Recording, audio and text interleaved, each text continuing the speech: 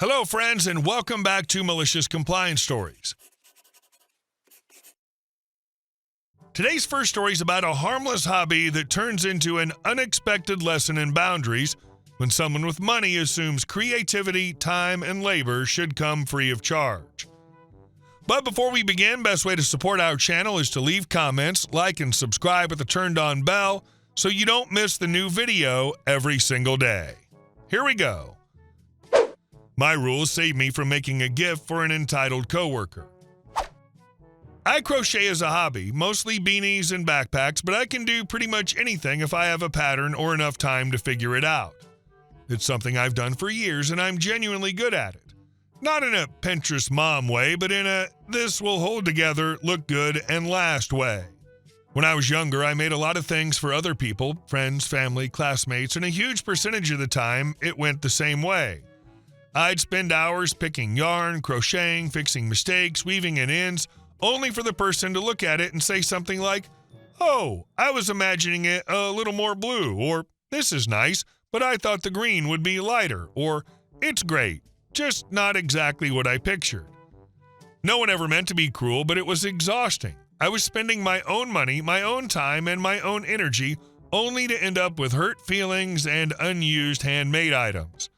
So as an adult, I set one firm rule to protect my sanity. If you want me to make something for you, bring me the yarn. That's it, no exceptions. It saves me money, it saves me from color complaints, and it immediately weeds out people who aren't serious. If someone won't even go buy yarn, they don't actually want the thing. They just like the idea of someone else doing labor for them.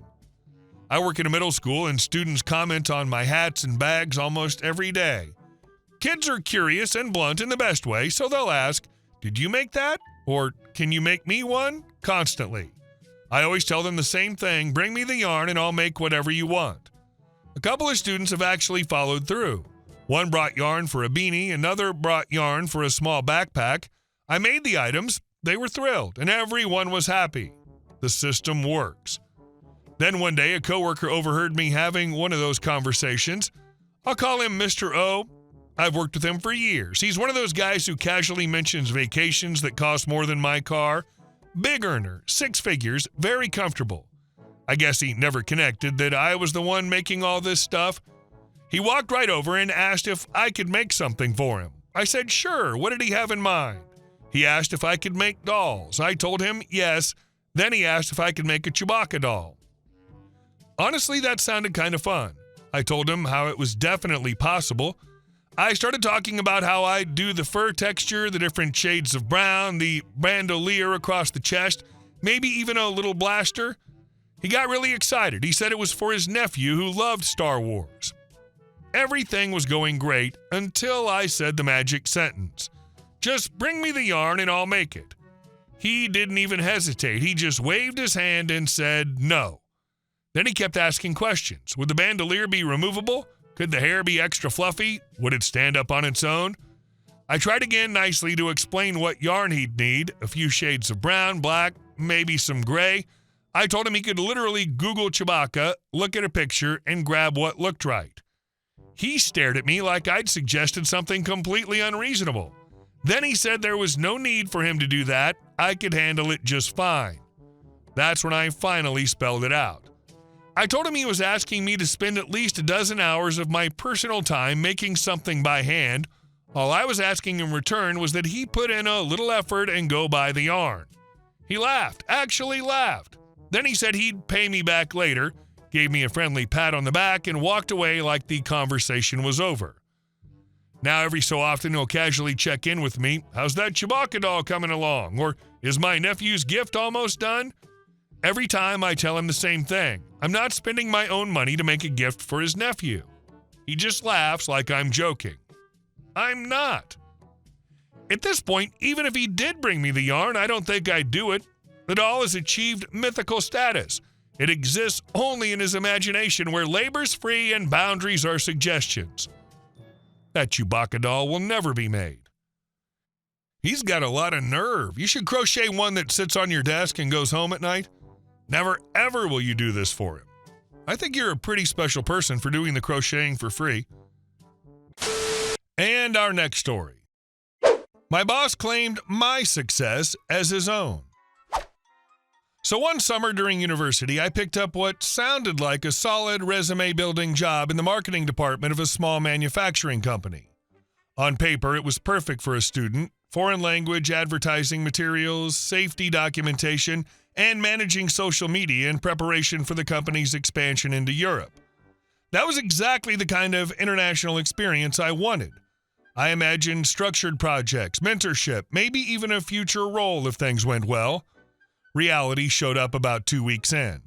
It became very clear very fast that marketing was doing a lot of heavy lifting as a job title. Sales was heavily involved, negotiations were constant, and we were basically acting as the company's entire international expansion team. I didn't mind. I was young, ambitious, and figured this was how you learned. If anything, I was excited by the responsibility. The department itself was tiny. There was me, another university student handling a different European language, and a painfully underpaid 16-year-old junior intern who still had homework to do after work. Over us all sat our manager, hereafter referred to as the boss. The boss had no relevant qualifications, no real understanding of marketing or international trade, but he was charming in the way people are when they've never had to face consequences. Somehow, through sheer confidence and what I can only describe as corporate dark magic, he had convinced the company owner that he was indispensable. The boss spent most of his time running a side business on his phone, literally.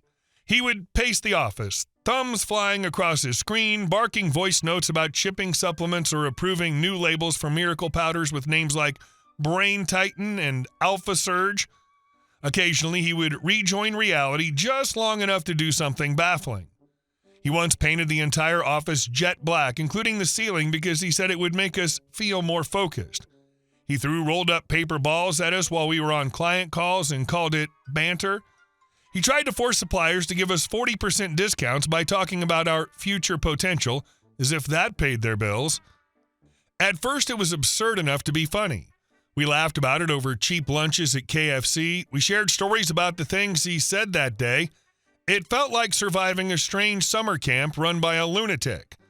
The novelty wore off when we realized he had a habit that went beyond annoying. He stole credit. Every single time someone in the department achieved something meaningful, the boss swooped in and claimed it as his own. A successful negotiation with a government agency? His win. A supplier agreeing to a favorable rate? His brilliance. A foreign language contract finalized after weeks of back and forth? He guided the process. The owner believed him every time. We tried gently at first to correct the record. Emails were forwarded, evidence was provided. Once or twice we even directly explained that we had done the work ourselves. The owner would frown, nod, and say something about miscommunication. Somehow it was always resolved in the boss's favor.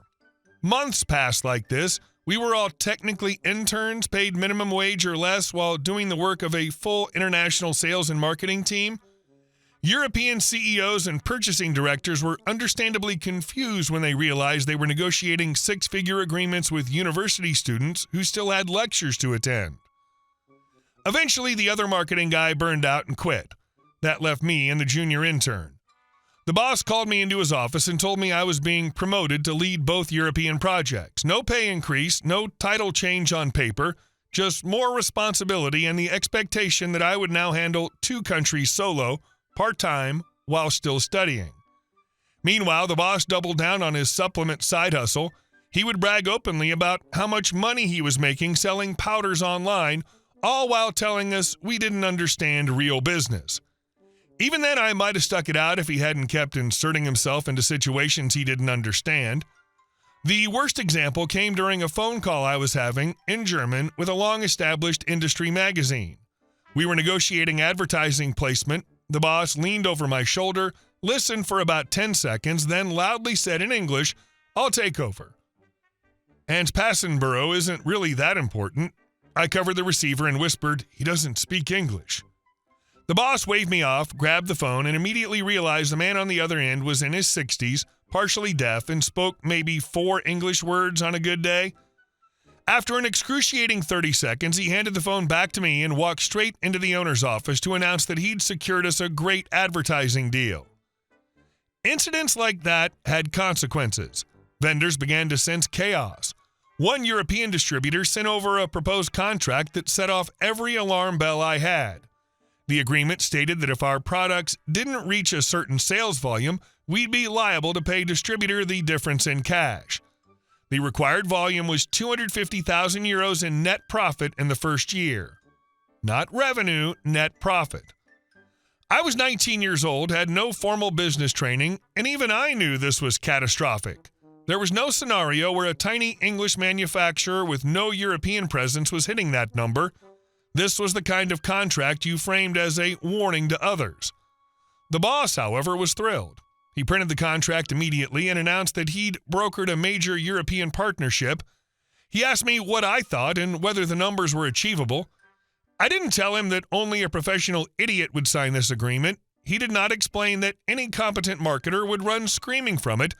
The boss had made it very clear over the summer that my role was to execute, not to thank. So instead, I said calmly, "You're the boss. All the projections are in the project book if you want to review them. The post office closes in 15 minutes. That was the bait. He barely glanced at my paperwork. He told me he'd already done the sums and that he trusted his instincts. He signed the contract, sealed it, and sent me sprinting to mail it.